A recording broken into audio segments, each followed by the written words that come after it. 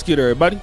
It's your boy, O'Shea Duke Jackson, back at it again with another episode of The Celebrity Jump. First of all, my heart goes out to the proud people of Haiti. They share not the exact same experience as us. They share a unique experience. They fought for their land, and for winning, they've paid a price. Their land has been stolen. The West has ruined them. They've destroyed Haiti. They've never let Haiti develop for just wanting to be free. So I have a lot of respect for Haitians, for their people, as distant relatives of us in the slave trade, and you'll never hear me saying anything bad about them. Unfortunately, it puts a lot of us as African Americans in the bind when, obviously there are immigrants and they're coming over in the migrant crisis. And obviously, when it's the other groups, it's easier to kind of shed your opinions about them. But with the Haitian immigrants, as a black man, you understand what they have been through. So I typically will stay silent on that. And I still probably am to a certain degree. But I did see Garcelle Beauvoir, who basically has commented on, some of the false allegations of them like eating pets, eating cats and things like this. She's now speaking out and crying out against racism and some of the things that Donald Trump said. She pretty much gave a speech about it today. I want to play that and then we're going to come back. Hi, sac passe. Staying silent in the face of racism and hate is something that I refuse to do.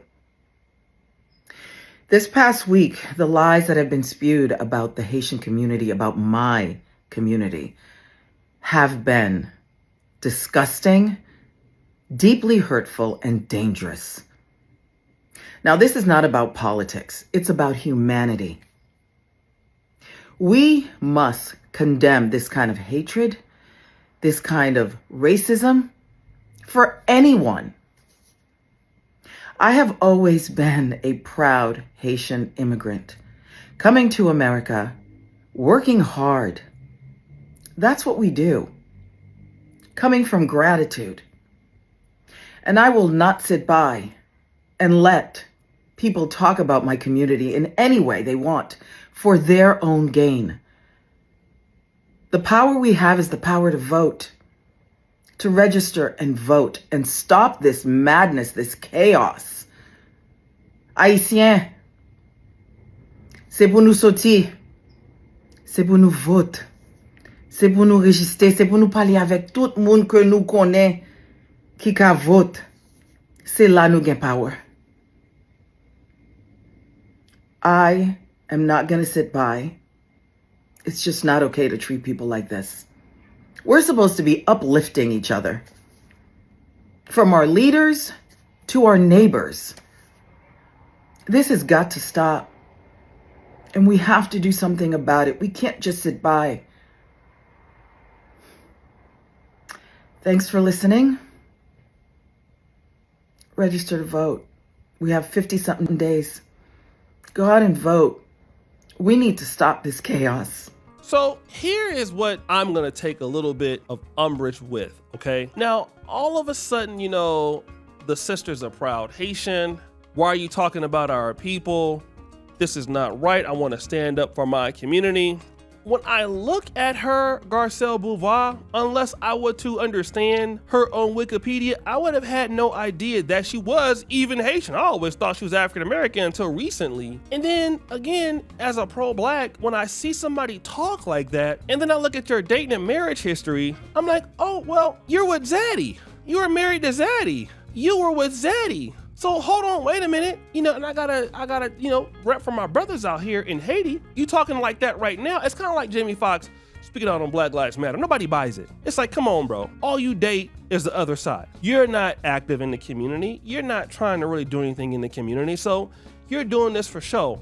And for Garcelle Beauvoir, it's easy to hit the record button and come out and say what you're saying.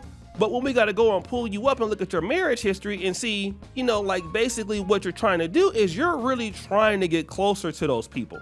And it was the same thing that went on with her son. Her son is half black, half white. She's on the Real Housewives of Atlanta. And the son, unfortunately, got hit with some racist comments from one of the guests and some of the people talking about her half black, half white son. And she was like, oh, that's unfair. You know, that's racist. And you know what? It is unfair. And it is racist, okay? But if you're going to talk like that, if you're going to stick up for your people, everything you need to do needs to be in honor of your people. We should not see you with the same side of the folks you're accusing of being racist. And I don't care, Democrat or liberal. We should be at the position now where we know that these other groups are for the most part against us. I don't care what you have to say. I'm a Republican, and I'll tell you, you got racist Republicans. They own it, okay? That don't mean that I will still won't vote for a Republican candidate. I deal with issues. I'm not looking for nobody to like me. That's what y'all get. You're looking for somebody white to like you. They ain't never gonna like you. And blacks need to get the hint, okay? Whenever they can spread misinformation on blacks, that's what they're going to do. Why can't blacks get that through their head? Now you want to stand up. Oh, we're going to stand up for the black. Then the next thing we do, we see who you live next to. Who you live next to is right next to them. Let me give you another example. Here we got John Legend, who wants to basically stand up for the Haitian community. Let's play his clip. Hello, everyone. My name is John Legend, and I was born as John R. Stevens from a place called Springfield, Ohio. Oh, Springfield, Ohio. You may have heard of Springfield, Ohio this week. In fact, if you watched the debate, we were discussed by our presidential candidates, including a very special, interesting man named Donald J. Trump. Now, Springfield has had a large influx of Haitian immigrants who have come to our city. Now, our city had been shrinking for decades. We didn't have enough jobs. We didn't have enough opportunity. So people left and went somewhere else. So when I was there, we had upwards of 75,000 people. And now John Legend is married to Chrissy Teigen. He's so pro-black, living somewhere in $1 million house, nowhere near Springfield, Ohio. Garcelle Boulevard ain't nowhere near Haiti. Don't do nothing for Haitian people at all. Now all of a sudden we can speak patois, we can speak French. Well, why you not repping your folks? Only when it look good for you? That's what's so fake.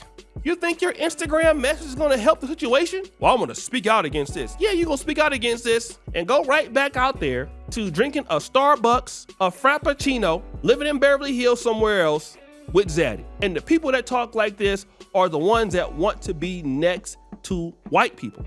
That's why they do that, okay? And the reality is, when are black people going to understand? Yes, you have good whites, you have good Asians, you have good Arabs, but we need to stop trying to get these people to accept us and accept ourselves. That's what the Arabs did. That's why we respect Dubai and in the UAE. They already understood Singapore, those guys. Back in the day, they understood wasn't nobody gonna accept them, and they accepted that. Okay, we're gonna accept ourselves. They're not gonna accept us, we will accept ourselves. We will hold our people to a higher standard. We're gonna accept and develop ourselves. Which the black community would get that. All the black world can't get it, because the only reason why we speak out on racism is a lot of times because we want to be closer to those who are the most racist, so we can get a pea in their pod. We're not trying to be independent like these other groups are. Now you do hear some Asian groups complain about racism, but you really don't hear the Indians and even a lot of Asians, except for the COVID thing, they're too busy developing their group.